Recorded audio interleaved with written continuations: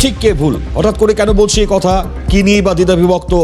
খুব স্বাভাবিকভাবে আপনারা জানেন বিকাশ ভবনে চাকরিহারাদের আন্দোলন এবং সেই আন্দোলনের বিভৎস্বরূপ বৃহস্পতিবার আপনারা দেখতে পেয়েছেন।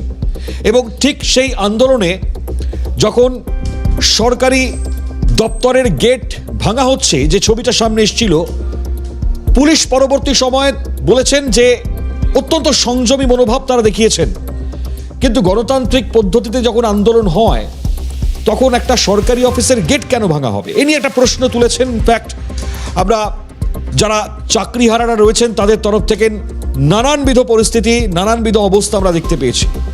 এখন এই পরিস্থিতির মধ্যে দাঁড়িয়ে একটা বিতর্কের ছবি, সরকারি অফিসের গেট ভাঙার মতন ছবি।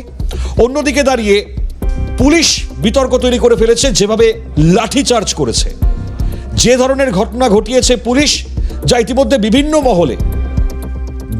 মহলে প্রশ্ন উঠতে শুরু হয়ে গিয়েছে পুলিশের ভূমিকা নিয়ে।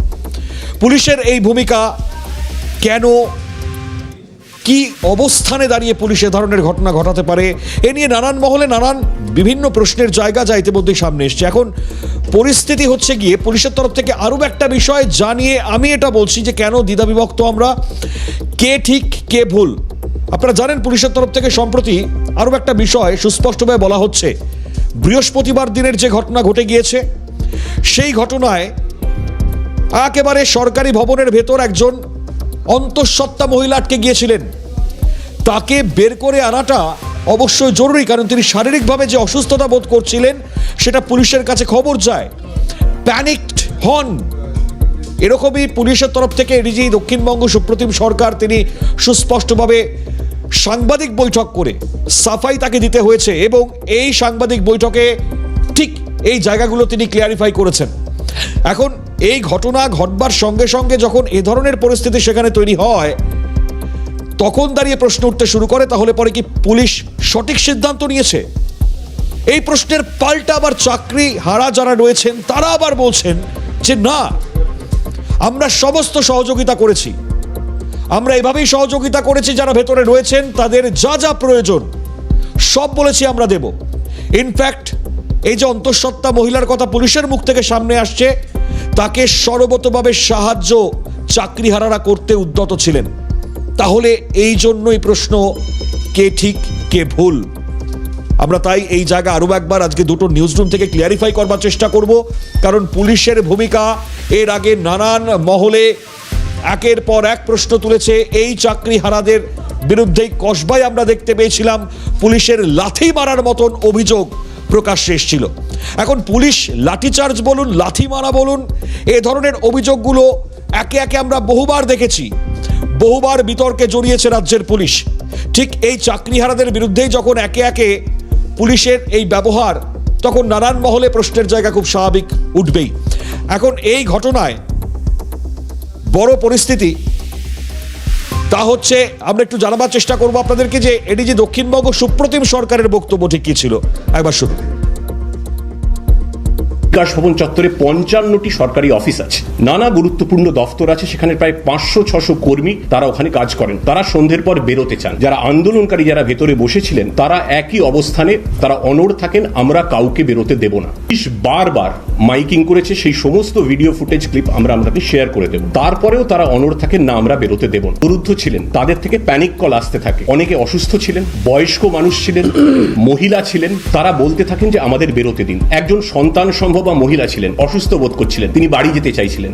এক তরুণী, তার মায়ের শারীরিক অবস্থা অত্যন্ত গুরুতর, তিনি বলেছিলেন ওষুধ দিতে দেরি হয়ে যাচ্ছে, আমাকে বেরোনোর ব্যবস্থা করে দিন। আমরা চেষ্টা করেছিলাম বারবার, যতবার চেষ্টা করেছি আমরা ততবার প্রতিরোধ এবং উচ্ছৃঙ্খল বাধা এসেছে এবং বারবার আটকে দেওয়া হয়েছে, না কাউকে বেরোতে দেওয়া হবে না। আর এই পরিস্থিতি যখন তৈরি হয়েছে, এডিজি দক্ষিণবঙ্গ সুপ্রতিম সরকার যখন সুস্পষ্টভাবে এই বার্তা দিচ্ছেন, ঠিক সেই জায়গাতে দাঁড়িয়েই চাকরিহারাদের পাল্টা বক্তব্য আজকে প্রকাশ্যে এসছে। এবং এই পাল্টা বক্তব্যে চাকরিহারারা বলছেন যেটা, সেটা অত্যন্ত তাৎপর্যপূর্ণ। একেবারে সিএনএর বুমের সামনে দাঁড়িয়ে টেলিফোনিক কনভারসেশন যে কথোপকথন হয়েছে, সেটা এবার আপনাদেরকে শোনাবার চেষ্টা করব ডেফিনেটলি, কারণ এই মুহূর্তে দাঁড়িয়ে আমরা আবারও বলছি, খোঁজবার চেষ্টা করছি কে ঠিক কে ভুল। একবার শুনুন এই বক্তব্য চাকরিহারারা কি বলছেন, শুনুন। তাদের কিন্তু ভবানী ভবনে পুলিশের তরফ থেকে জানানো হয়েছিল একজন অন্তঃসত্ত্বা মহিলা চাকরিহারাদের আন্দোলন চলাকালীন বিকাশ ভবনে আটকে ছিলেন। যদিও চাকরিহারাদের তরফ থেকে জানিয়ে দেওয়া হলো কোনোভাবেই তিনি আটকে ছিলেন না। অন্তঃসত্ত্বা মহিলার পরিবারের তরফ থেকে যখনই চাকরিহারা শিক্ষকদের তাদের সঙ্গে যোগাযোগ করা হয় তৎক্ষণাৎ তারা সেই অন্তঃসত্ত্বা মহিলাকে বাইরে বের করার প্রচেষ্টা করেন, যদিও কোনো কারণবশত তিনি বাইরে বেরোতে পারেননি। ওনার এক দিদি আত্মীয় তিনি ফোন করেন, দিয়ে বলেন এরকম একজন 6 মান্থস প্রেগনেন্ট, উনি আটকে আছেন। সঙ্গে সঙ্গে বলি আপনি ওনাকে বলুন নিচে নেমে আসতে, বিকাশ ভবনের 3 নম্বর গেট, পেছনের গেট, সাউথ গেটের দিকে আমি নিজে দাঁড়িয়ে থাকছি, আমি ওনাকে সঙ্গে সঙ্গে যেতে সুযোগ করে দেব। প্রাথমিকভাবে আপনি শুনবেন যে ওনার দিদি ফোন করার পরে যখন উনি নিচে এলেন না, উনি কি যেতে চাইছেন না? না না, উনি তো গেছিলেন, কিন্তু ওখানে গিয়ে আবার ওদেরকে ভিতরে ঢুকিয়ে দেওয়া হয়েছে, বলেছে এখন নাকি টিয়ার গ্যাস ছাড়বে, এই সমস্ত ঝামেলা হবে। ওখানে আটকে দিয়েছে নাকি বললো, আবার তালা দিয়ে দিয়েছে, ওই র্যাপ নেমেছে নাকি বললো। যেটা যিনি আর কি অন্তঃসত্ত্বা না আসার কারণ কি, আসছেন না কেন, আমাদেরও চিন্তা হচ্ছিল, তাই ওনাকে কল করেছিলাম। হ্যালো হ্যালো, বলছি আমি তো নিচে দাঁড়িয়ে আছি, আপনি আসুন। আমি তো নিচে নেমে আবার উপরে উঠে এলাম, ওই গেটে ওই ঝামেলা দেখে। আপনাকে তো ওই মেন গেটে যেতে বলিনি। আর পিছনে গেটে? হ্যাঁ, বিকাশ ভবনের 3 নম্বর গেট, পেছনের গেটে, সাউথ গেটে। আচ্ছা আচ্ছা, হ্যাঁ হ্যাঁ। এবার ভাবুন কি ব্যবস্থাটা করিনি বলুন তো। ওনার দিদি আমাকে গতকাল এই দেখুন, এটা ওনার ছবি ছিল, এনার ফোন নাম্বার, এই ওনার প্রেসক্রিপশান, কটার সময় পাঠিয়েছেন, 7টা 8, ফোন করেছি সঙ্গে সঙ্গে, ওনার কাল দুপুরে ওনার মেসেজ। কালকে ওই পরিস্থিতিতেও আপনি যেভাবে আমাদেরকে সাহায্য করার জন্য এগিয়ে এসেছিলেন তার জন্য আমরা আপনাকে ধন্যবাদ ও কৃতজ্ঞতা জানাই, আর প্রার্থনা করি আপনাদের আন্দোলন সফল হোক। এরপরেও বাকিরা বলবে যে আমরা আটকে রেখেছি। চাকরিহারা শিক্ষক শিক্ষিকাদের অভিযোগ, তাদের আন্দোলনকে দমানোর জন্য, তাদের আন্দোলন প্রতিহত করার জন্য পুলিশের তরফ থেকে মিথ্যে প্ররোচনা দেওয়া হচ্ছে তাদের বিরুদ্ধে। ক্যামেরায় গোপালের সঙ্গে রেশমি রিপোর্ট, ক্যালকাটা নিউজ, সল্টলেক। এবার কি বুঝতে পারছেন তাহলে পরে কোনটা সঠিক কোনটা বেঠিক, কার কথা ধরবো কার কথা ধরবো না? আমরা নিজেরাও ধন্দে প্রত্যেকেই রয়েছি। একদিকে দাবি, তার পাল্টা দাবি। এখন প্রশ্ন বা প্রসঙ্গের জায়গা খুব স্বাভাবিক, কারণ পুলিশের ভূমিকা নানানবিধ মহলে সমালোচিত হয়েছে, এর আগেও হয়েছে, বারংবার সেই ভূমিকার জায়গায় প্রশ্ন উঠছে। আর ঠিক এই পরিস্থিতিতে দাঁড়িয়ে এটাও পুলিশের তরফ থেকে পাল্টা প্রশ্নের জায়গা রাইজ করা হয়েছে যে তারা 7 ঘন্টা, তারা নিজেরাও সমব্যথী পুলিশ, তারা আন্দোলনের নম্পূর্ণ জায়গায় দাঁড়িয়ে তারাও সহানুভূতিশীল, কিন্তু এই সহানুভূতিশীল পুলিশই যখন লাঠিচার্জের মতন ঘটনা ঘটায়, যখন অভিযোগ ওঠে যে ধরনের ঘটনা যার পরিপ্রেক্ষিতে দাঁড়িয়ে এই পরিস্থিতি তৈরি হয়েছে, তাতে প্রোটোকল মেনেই পুলিশ পরবর্তী সময় অ্যাকশন মোডে নাম। এখন এই অ্যাকশন মোড যদি এই সহানুভূতিশীলতাকে সাথে রেখেই হয়, তাহলে পাল্টা বা চাকরিহারারা প্রশ্ন তৈরি করতে শুরু করে যে এটা যদি সহানুভূতিশীলতা হয়, তাহলে সহানুভূতিশীল পুলিশ যদি না হয় তাহলে কি করতে পারে? এখন প্রশ্ন পাল্টা প্রশ্নে এখনো আমরা দ্বিমত। এই অন্তঃসত্ত্বা মহিলাকে নিয়ে যে প্রশ্ন পাল্টা এই জায়গায় পরবর্তীতে বক্তব্য বা সাফাই কতটা গুরুত্ব রাখে। আমাদের সঙ্গে রেশমি এই মুহূর্তে রয়েছেন। চাকরিহারাদের এই মুহূর্তে যে অবস্থান চলছে বা আন্দোলন চলছে সেই জায়গায় চলে যাব, তারা কি বলছেন আমরা ঠিক এই জায়গাটা আরো একবার জানবার চেষ্টা করবো। রেশমি, পুলিশের ভূমিকা এবং পুলিশের সেই অন্তঃসত্ত্বা নিয়ে প্রসঙ্গকে সামনে তুলে ধরে যে জায়গাটা তারা বলছেন, পাল্টা সাফাই চাকরিহারারাও দিচ্ছেন। এখন দ্বিমতে আমরা প্রত্যেকেই রয়েছি, কে সঠিক বলছেন কে বেঠিক বলছেন, কি মনে হচ্ছে, কি বলছেন চাকরিহারারা? রেশমি,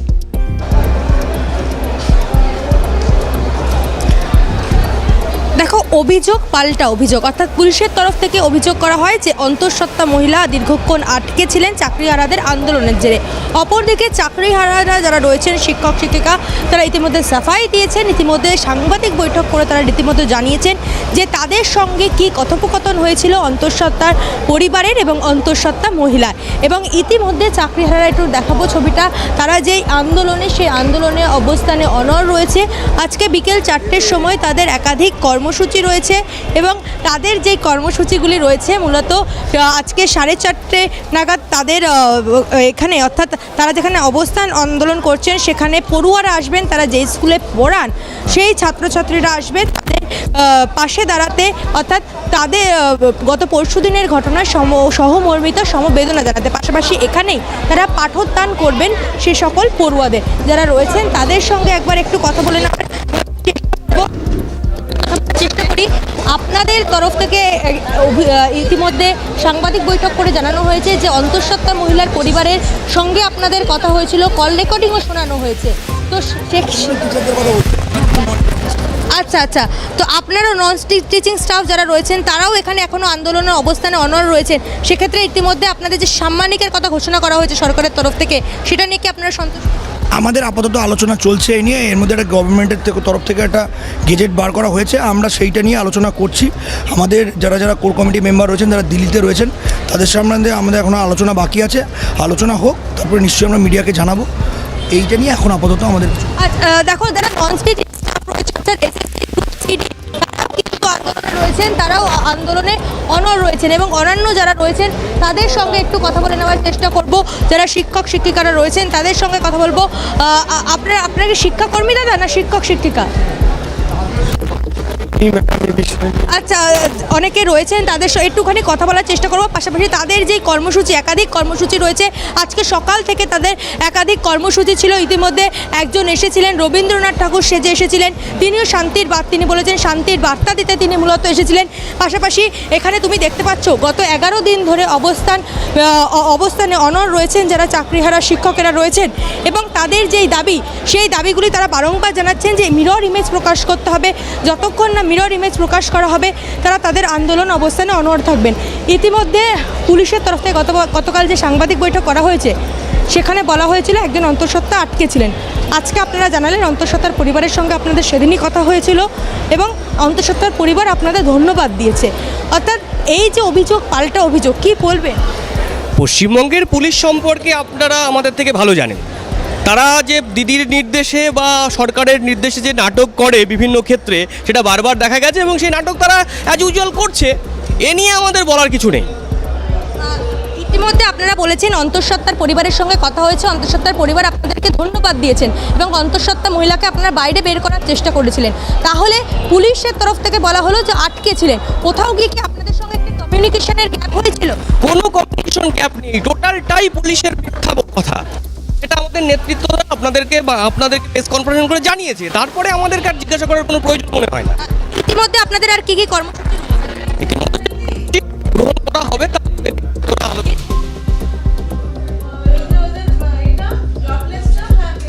ঠিক আছে রেশমি, আমি আসছি। তোমার শব্দ শুনতে একটু অসুবিধা হচ্ছে, আমি আরও একবার একটু কানেক্ট করবার চেষ্টা করি তোমার সঙ্গে। যোগাযোগ অবশ্যই আর কিছুক্ষণের মধ্যেই করবার চেষ্টা করবো। তবে এই মুহূর্তে দাঁড়িয়ে তারাও ফ্রাস্ট্রেটেড খুব স্বাভাবিকভাবেই। কেন ফ্রাস্ট্রেশন বাড়ছে, তারা কথা বলতে গিয়েও কোনো জায়গায় তারা এই পুলিশের ভূমিকা নিয়ে আর বলতে চাইছেন না। তারা বলছেন পশ্চিমবঙ্গের পুলিশের যে ভূমিকা আপনারা প্রত্যেকেই জানেন। এখন প্রশ্ন হচ্ছে, পশ্চিমবঙ্গের পুলিশের ভূমিকা আমরা দেখেছি, কিন্তু এটা আবার দেখিনি যে যারা চাকরিহারারা রয়েছেন তারা আবার সরকারি অফিসের গেট ভাঙছেন। এটাও ডেফিনেটলি পুলিশের তরফ থেকে স্পষ্টভাবেই একেবারে অভিযোগ করা হচ্ছে। এবং তারা এটাও বলছেন যে তারা 7 ঘন্টা ধরে একেবারে সংযত ছিলেন, সংযত অবস্থায় থেকেছেন। একটা গণতান্ত্রিক উপায় যখন আন্দোলন হচ্ছে, সেই আন্দোলনের সঙ্গে তারা রয়েছেন, সহমর্মিতা প্রকাশ করেছেন। কিন্তু এই আন্দোলন হঠাৎ করে এই ধরনের বেগতিক রূপ পেল কেন? এর পেছনে কি কারোর ইন্ধন রয়েছে কি কোনো রাজনৈতিক দলের ইন্ধন? জানিয়ে রাজনৈতিক মহলে অনেকেই ইতিমধ্যে প্রশ্ন তোলা শুরু করেছেন। এখন যাই থাক না কেন গোটা পরিস্থিতি, তার মধ্যেও এক এবং অদ্বিতীয়, তা হচ্ছে কি অন্তঃসত্ত্বা মহিলাকে নিয়ে যে বক্তব্য সামনে এসছে, ইনফ্যাক্ট অভিযোগ পাল্টা অভিযোগ, সাফাই পাল্টা সাফাই, এর মধ্যে দ্বিধাবিভক্ত গোটা ছবি। তাহলে পুলিশের তরফ থেকেই সাফাই দেওয়া হলো কেন? অন্তঃসত্ত্বা মহিলার পরিবার আবার চাকরিহারাদের ধন্যবাদ জানালেন কেন? গোটা পরিস্থিতির মধ্যে কোথাও কি তালগোল পাকিয়ে যাচ্ছে? রেশমি আমাদের সঙ্গে রয়েছেন, যে প্রশ্নটা রেশমির কাছে করছিলাম, রেশমি জানাচ্ছিল আমাদেরকে। রেশমি, যেমনটা বলছিলে, জানাও। একদম, যারা রয়েছেন তাদের সঙ্গে একটু কথা বলে নেওয়ার চেষ্টা করবো। এখানে যে অনেক শিক্ষক শিক্ষিকারা রয়েছেন, তারা দীর্ঘদিন 11 দিন ধরে এখানে বসে রয়েছেন, এবং যে অভিযোগ এবং পাল্টা অভিযোগের কথা বারংবার বলা হচ্ছে, অর্থাৎ যা নিয়ে একাধিক দ্বন্দ্বের পরিস্থিতি সৃষ্টি হয়েছিল। ম্যাডাম, একটু কথা বলি। ইতিমধ্যে পুলিশের তরফ থেকে একটা অভিযোগ এসেছিল যে আপনারা চাকরিহারা শিক্ষকরা যখন আন্দোলন করছিলেন, একজন অন্তঃসত্ত্বা মহিলা বিকাশ ভবনে আটকে পড়ে, তার বেরোতে সমস্যা হয়। অপরদিকে আপনারা আজকে সকালবেলা প্রেস কনফারেন্স করে জানালেন সেই অন্তঃসত্ত্বার মহিলার পরিবারের সঙ্গে কথা হয়েছিল আপনাদের যারা সদস্য রয়েছে চিন্ময় মণ্ডলের, এবং অন্তঃসত্ত্বার পরিবার আপনাদেরকে ধন্যবাদ দিয়েছে, কারণ তাদেরকে বেরোনোর জন্য আপনারা সাহায্য করেছিলেন, যদিও কোনোভাবে তিনি বেরোতে পারেন। আমরাও তো তাই জানি যে তাকে সাহায্য করা হয়েছিল, এবং আমরা বলেও ছিলাম যারা যারা ভেতরে আছে ভিজিটার্স যদি তারা পরিচয় দেয় তাদেরকে প্রত্যেকে সহযোগিতাই করব, এমনটাই তো কথা ছিল। জানি না পুলিশ কেন এমন বলেছে, আসলে পুলিশ তো রংচং চড়িয়েছে, আমাদের তো সেই ক্ষমতা নেই। আমরা কি বলবো, আমরা তখন নগ্ন হয়ে রাস্তায় দাঁড়ানো, আমাদের কোনো কিছুই নেই।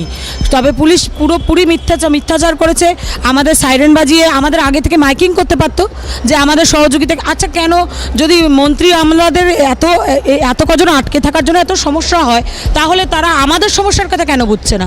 আমরা যে দীর্ঘদিন ধরে আমাদের জীবন স্টাক হয়ে আছে, আমাদের জীবন আটকে আছে। অন্তঃসত্ত্বা মহিলার বিষয়টি নিয়ে আপনাদের তরফ থেকে একটি বক্তব্য আসলো, কারণ আপনারা বলছেন অন্তঃসত্ত্বার মহিলার পরিবারের সঙ্গে কথোপকথন আপনারা তুলে ধরলেন, পুলিশের তরফ থেকে এক বক্তব্য আসলো।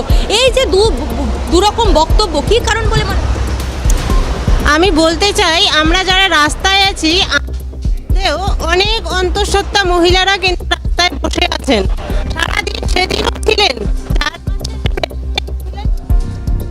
একেবারে রেশমি, খুব স্বাভাবিক যে প্রতিক্রিয়া দেওয়া হচ্ছে চাকরিহারা শিক্ষকদের তরফ থেকে, খুব সুস্পষ্টভাবে তারা বলছেন। আমি ধন্যবাদ জানাই রেশমি সরাসরি থাকবার জন্য। দেখুন, এর মধ্যে প্রচুর অন্তঃসত্ত্বা মহিলারা রয়েছেন যারা আজ চাকরিহারা শিক্ষক বা শিক্ষিকা এই মুহূর্তে দাঁড়িয়ে তারাও আন্দোলনে সামিল হয়েছেন। তাদের জায়গাটাই বা পুলিশ কি ভাবছে, এই প্রশ্নটা চাকরিহারা একজন শিক্ষিকা তিনি খুব স্পষ্টভাবে বলবার চেষ্টা করছিলেন। এখন এই পরিস্থিতির মধ্যে দাঁড়িয়ে যে এই ঘটনা আর তাতে যে ধরনের অভিযোগ পাল্টা অভিযোগ আমরা পাচ্ছি, তাতে আবারও বলছি এই দ্বিমত বা এই জায়গায় দাঁড়িয়ে কে সঠিক কে বেঠিক, কে সত্যি বলছেন কে মিথ্যে বলছেন, আমরা এখনও বুঝে উঠতে পারছি না। তো স্বাভাবিকভাবে এটা বুঝতে তো হবেই আমাদেরকে, তার জন্য আরও সময় যেতে হবে। এই প্রসঙ্গে আরও মন্তব্য পুলিশের তরফ থেকে ডেফিনেটলি আসবে। তার আগে বিমান ব্যানার্জি, বিধানসভার অধ্যক্ষ বিমান বন্দ্যোপাধ্যায়, তার বক্তব্য আসছে। বলছেন শিক্ষকদের কি এটা কাজ যে তালা ভেঙে সরকারি অফিসের ভেতর এভাবে ঢুকে যাবেন? হতে পারে না এই ধরনের কাজ। কি প্রতিক্রিয়া বিধানসভার অধ্যক্ষের? শুনুন। অনেক রকম সমালোচনা হতে পারে, কিন্তু আমি টিভিতে দেখেছি যেভাবে তালা ভেঙে ঢুকলেন তারা, কোনো শিক্ষকদের পক্ষে এটা করার সম্মুখীন হয়নি। ওই একটা আমাদের ওই ভবনের বিকাশ ভবনের তালা ভেঙে জোর করে তার মধ্যে ঢুকে যাওয়া, এটা আমি সমর্থন করতে পারি না। তবে পুলিশ আর একটু সংবেদনশীল হলে পারতো, এইটুকুই আমি বলবো। আমাদের সরকার তো ওদের সমর্থনে রয়েছে। মাননীয় মুখ্যমন্ত্রী তাদের জন্য যে অনুদান ঘোষণা করেছেন, যে 25%, যে 20,000 টাকা 25,000 টাকা করে দিয়েছে, তাদের তো বোঝা উচিত রাজ্য সরকারের কোষাগারের অবস্থাটা। তারা যদি আমাদের পশ্চিমবঙ্গের সৎ নাগরিক হয়, তাদেরও পশ্চিমবঙ্গের কথা চিন্তা ভাবনা করতে হবে। এবং যারা এই ঘটনার জন্য দায়ী তাদের বিরুদ্ধে এখনও তদন্ত চলতে, অনেকে গ্রেপ্তার হয়েছে, আপনারা সবাই জানেন, নতুন করে এই ব্যাপারে বলার নেই। তবে আমি একটা কথা বলবো, যারা আমাদের শিক্ষকরা আন্দোলন করছেন তাদের আন্দোলন তারা করার অধিকার রয়েছে, গণতান্ত্রিক অধিকার, শান্তিপূর্ণ আন্দোলন হোক, সেটাই আমরা চাইব। এ প্রসঙ্গে আবার বিজেপি নেতা দিলীপ ঘোষ তিনি খুব সুস্পষ্টভাবে বলছেন যে খুব স্বাভাবিক, মানে সুপ্রতিম বাবু যা বলছেন হতে পারে, এরা তো সহিংস আন্দোলন করেছিলেন, আমরা সেই রূপটা তো দেখেছি। কিন্তু যেদিন পুলিশ একটা শান্তিপূর্ণ আন্দোলন যখন চলছিল তখন লাথি মারলো কেন, এই প্রশ্ন তুলেছেন দিলীপ বাবু। কি বলছেন তার প্রতিক্রিয়া এবার তার মুখ থেকে শুনুন।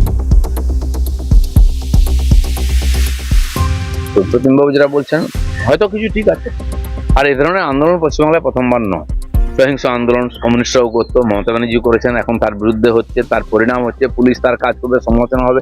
কিন্তু যেদিন প্রথম বিক্ষোভ দেখান এই চাকরিহারারা বিভিন্ন জায়গায়, ডিআই অফিসে, বাড়িতে, সেদিনের চিত্রটা মনে করুন, কে লাথি মেরেছিল, কে লাঠি পেটা করে। তখন তো সহিংস আন্দোলন হয়নি, তখন তো এতজন একসঙ্গে নামেনি, জেলায় জেলায় বসেছিলেন 100-200 যারা চাকরিহারা বসেছিলেন, তারা স্লোগান দিচ্ছিলেন, তারা গেটের সামনে বসেছিলেন, না গেটে হাত দিয়েছেন না ভেঙেছেন। তখন কেন পুলিশের এই অ্যাটিটিউড হয়েছে, কেন লাথ খেতে হয়েছে? এই যোগ্য চাকরির প্রার্থী আর আমাদের যারা টিচারদের কি লাথি খাওয়ার দায়িত্ব? যুগ পাল্টে গেছে, পায়ে হাত দিয়ে প্রণাম করার চাইতে পায়ে লাথি মারবে শিক্ষকদেরকে? এটা খালি বিভিন্ন প্রতিক্রিয়া রাজনৈতিক মহল থেকে আসছে। তৃণমূল সাংসদ সায়নী ঘোষ বলছেন দিদির ওপর ভরসা রাখুন, সব ঠিক হয়ে যাবে। তার প্রতিক্রিয়া শুনুন। তরুপ ঘোষ ঘোষ এবং শুভেন্দু অধিকারী যাওয়া হচ্ছে পলিটিক্যাল এজেন্ডা। তারা তাদের নিজেদের তো কারুর চাকরি যায়নি, ফলত তারা ওখানে গিয়ে যে ফেক সেন্টিমেন্টটা দেখাচ্ছে সেটা তাদের রাজনৈতিক উদ্দেশ্য।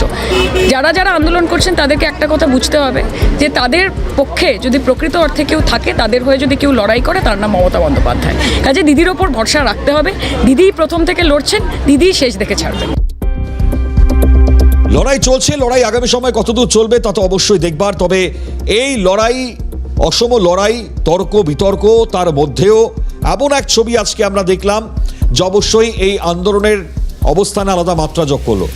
রবীন্দ্রনাথ ঠাকুরের প্রতীকী, যাকে আমরা এই মুহূর্তে স্ক্রিনে দেখাচ্ছি, তিনি একেবারে সেই রূপে সেজেছেন।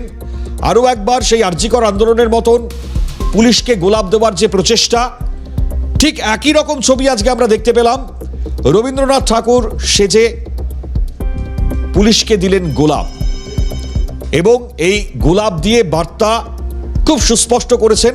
আমরা তার সঙ্গেও কথা বলেছিলাম, যিনি এই প্রতীকী রূপে রবীন্দ্রনাথ ঠাকুর সেজে গোলাপ দেওয়ার বার্তা দিয়েছেন। কেন দিচ্ছেন, রেশমির তুলে ধরা প্রতিবেদন দেখুন। দেখা গিয়েছিল কবিগুরুকে প্রতিবাদ জানাতে।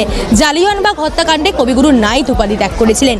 এবার প্রতীকীভাবে কবিগুরু সেজে একজন শিল্পী হাজির হয়েছে বিকাশ ভবনে, এবং এখানে তিনি, তার হাতে রয়েছে গোলাপ ফুল, আরেক হাতে রয়েছে গীতাঞ্জলি, কবিগুরুর লেখা গীতাঞ্জলি। প্রথমেই বলবো এখানে গোলাপ ফুল নিয়ে আসার কারণ। যারা চাকরি চাইছেন তারা চাকরি হোক, তাদের যোগ্যরা, তারা যেটা চাইছেন সেটা যেন হয়। আর ফুল দিতে এসেছি শিক্ষকদের, তারা যেন তাদের শান্তির একটা বার্তা, এবং ওনাদের দিতে চেয়েছিলাম পুলিশবাবুদের, তারা নেননি, সেটা তাদের ব্যাপার। এক্ষেত্রে আপনি কবিগুরু সেজে, রবীন্দ্রনাথ ঠাকুর সেজে এই বর্তমান অচল অবস্থায় কি শিক্ষকদের প্রতি কি বার্তা দিতে চান? যে তারা যে চাকরির জন্য যারা ইয়ে করছে, তারা যেন পায়, সেটা শান্তির বার্তা দিতে এসে তারা যেন পায়। ক্যামেরা গোপালের সঙ্গে রেশমি রিপোর্ট, ক্যালকাটা নিউজ, সল্টলেক। তো গোলাপ বিলি করে দিলেন শান্তির বার্তা রবি ঠাকুরের বেশে। খুব স্বাভাবিকভাবে এই বার্তা আগামী সময়ে কতটা শান্তি ফিরিয়ে আনতে পারে, বার্তার পরবর্তী সময়েও ছবিটা কি হতে পারে তা অবশ্যই ক্রমাগত স্পষ্ট হতে থাকবে যত সময় এগোবে ততই। এখন গোটা আন্দোলনের আগামী অভিমুখ কোন জায়গায় যেতে পারে, রাজ্যের তরফ থেকে দাঁড়িয়েও বা কি পদক্ষেপ হবে, তার দিকে আমাদের গোটা নজর রয়েছে। আপাতত দুটো নিউজ রুম এই নজর রেখেই শেষ করছি। তবে খবর এখানে থেমে থাকছে না, আরও খবর নিয়ে দ্রুত ফিরবো আমরা। সঙ্গে থাকবেন, তাই কোথাও যাবেন না।